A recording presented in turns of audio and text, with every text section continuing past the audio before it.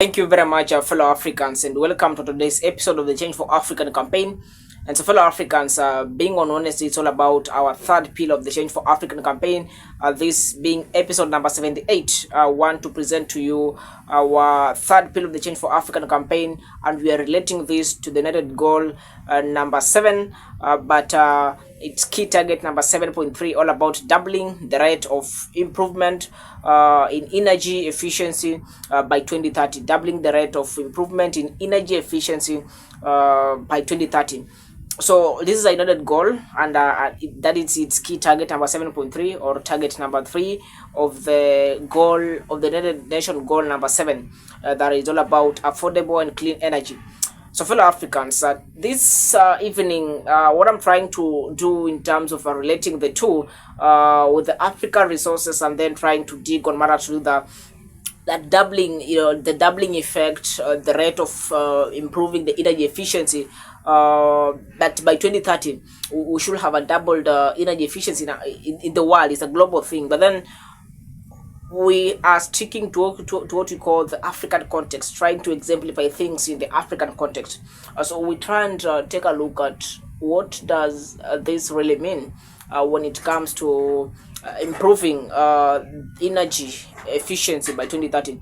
It's because energy is a very essential component when it comes to matters of development as a continent.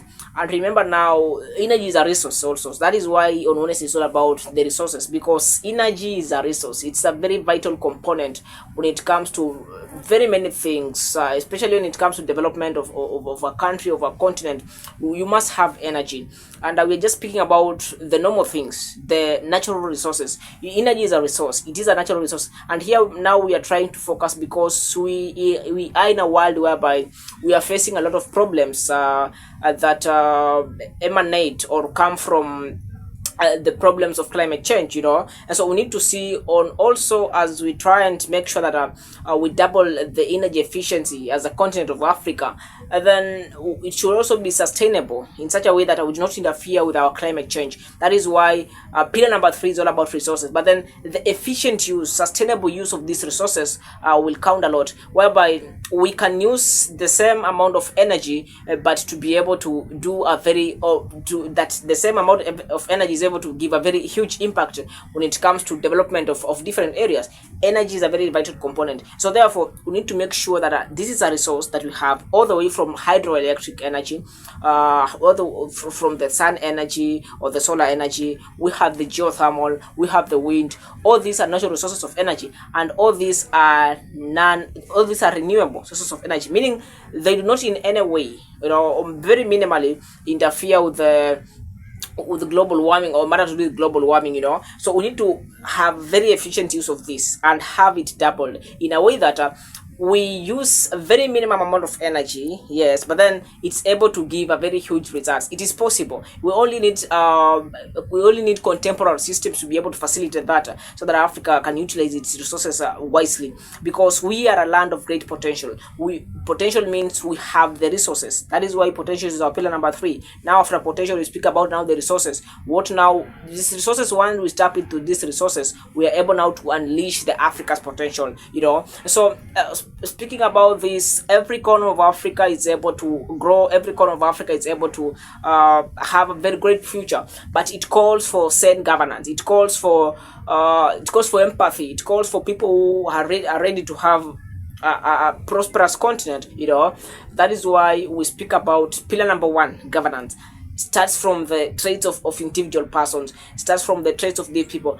These are the people who define how a country or a continent goes. Once we have people who are minded, who are open-minded when it comes to matters of development and having a greater continent, then that is when they'll be able to understand we have the potential indeed. And how do we unleash the potential? Let us tap into these resources and be able to unleash the potential. That is all we speak about under Change for African campaign. This is a movement aimed at civilizing the African youth in a way that they get empowered. And so when they get empowered, they are able to, now it's like a service now to the whole community. It's a privilege, to be empowered and to be able to offer what you have been empowered and serve the whole continent of Africa. So as the young minds of Africa, it's time for the young minds of Africa to rise and speak boldly, and also after ending the game of speaking now, because remember we have only about 22 episodes to go, going to 100, because we were doing only 100 episodes. So after that, and now is what we call the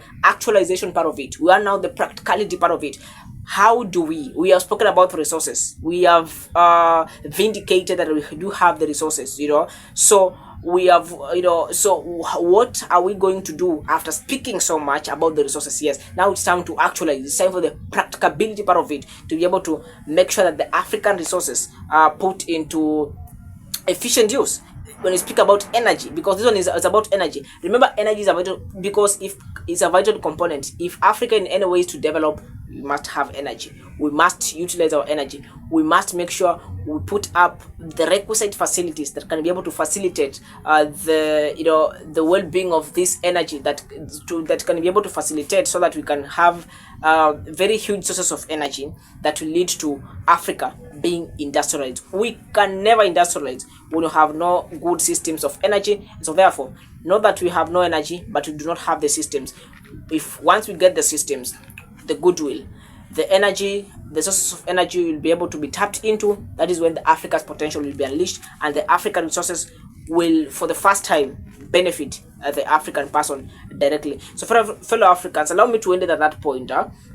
On matters to do with the energy, and that by 2030 we only have around 5 years to 2030. So let us watch at this course, because remember it's a global thing, but then Africa is part of the global stage. So what is happening in Africa? Thank you, and have a great afternoon. Thank you.